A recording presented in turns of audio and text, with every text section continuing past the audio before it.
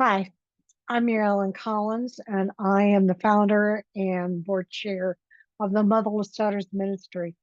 And I want to talk to you. This is the third part of a holiday survival guide for you. And today we want to talk about surviving the holidays as a daughter of a narcissistic mother. Holidays can really be challenging for anyone, but for daughters of a narcissistic mother, it can feel daunting because society paints a picture of a perfect mother, warm, nurturing, and supportive. And narcissistic mothers often break this mold, exhibiting behavior that's self centered, manipulative, and sometimes even cruel. And this makes holidays tricky as a daughter because daughters may feel trapped between the pressure to engage in holiday and family traditions and the need to protect their own emotional well-being. So if this resonates with you, no, you're not alone. Navigating holidays requires self-awareness, boundary setting, and strategies to prioritize your own well-being. So here's the tips that I want to give you. First of all, you have to acknowledge the reality of the relationship. This is not going to change. You're not going to change her. There's narcissistic mothers often have a deep need for control. They criticize. They center themselves in the center of every situation. They demand attention. They can create drama. They can make really passive aggressive remarks that leave you feeling guilty or inadequate. So the holidays can exemplify these behaviors. I mean, this holidays put a narcissistic mother many times, as I've said, on steroids. Her behaviors are on steroids. So it's really important for you to understand this reality. And the hope for having a family connection is really an unrealistic expectation. So you have to be able to set realistic expectations. You have to know your mother might act out, she might seek attention, that and you can be blindsided, and you need to be better prepared. Remember, you're not going to change her, but you're going to change the way you handle things. So first thing is manage your expectations. Go into these interactions with the possibility that anything could happen and that you may not meet any of your mother's needs and it may not meet your needs.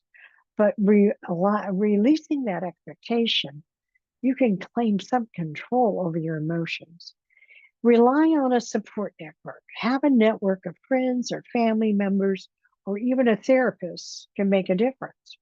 After difficult interactions, it is really invaluable to have people who understand your experiences and can provide you empathy and validation. There's always a sense of isolation. Many times, if you are a daughter of the narcissistic mother, you have shame and guilt. So that creates isolation for you. So you've got to be able to support yourself with supportive people. Make a checklist with a trusted friend or relative who understands. Check in before and after with that person about who understands your relationship with your mother. If you're able, consider holiday plans and experiences with this support network. So you have a place to turn to if you feel emotionally drained and in need of encouragement. Practice self care before and after gatherings. These dynamics can take a heavy emotional toll. So it's really important to practice self care. And it can include the things that help you focus on taking care of yourself. You have to give yourself permission to prioritize your needs, especially with a season that's filled with high pressure and high expectations anyway. Before a visit, practice grounding techniques to help you stay centered and calm.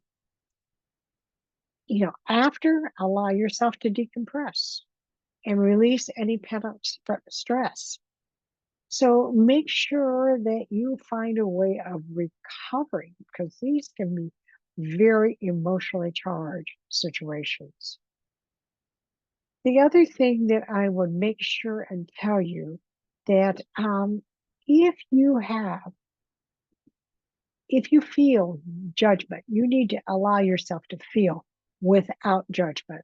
So the holidays can stir up all these emotions, guilt, resentment, and anger and sadness. And you may feel guilt over boundaries or anger at how you've been treated or sadness that you lack this nurturing relationship with your mother. The feelings are all valid, a natural part of a processing a complex relationship. But give yourself permission to feel whatever comes up without judgment. Let go of the need for approval. Narcissistic mothers often leave their daughters feeling like they need to earn their approval a lot, but this approval rarely comes in a healthy form. Striving for her validation may only lead to further disappointment and frustration. Freeing yourself from the need for her approval can be one of the most empowering things that you do for yourself in your own healing. That doesn't happen overnight, but working on self acceptance and learning to validate yourself, it can be, you become less affected by her opinions and her criticism. You are enough just as you are, regardless if she acknowledges it. Focus on what you can control, your actions, your responses, your decisions. While you may not be able to control your mother's behavior, you can control how you respond. Prepare yourself before gatherings, and remember, you can always step away, redirect conversations, or even leave if necessary. Remind yourself that you're not obligated to participate in any activity that feels unhealthy. Moving forward, I really think that it's going to be so important if you have a narcissistic mother. It's going to be very challenging. You need to be able to set boundaries, manage expectations, and protect yourself, protect your emotional health. With each boundary that you're setting a new tradition for yourself. And summary, let me give you just kind of my checklist that I think is important. And these are just going to be a 1, 2, 3.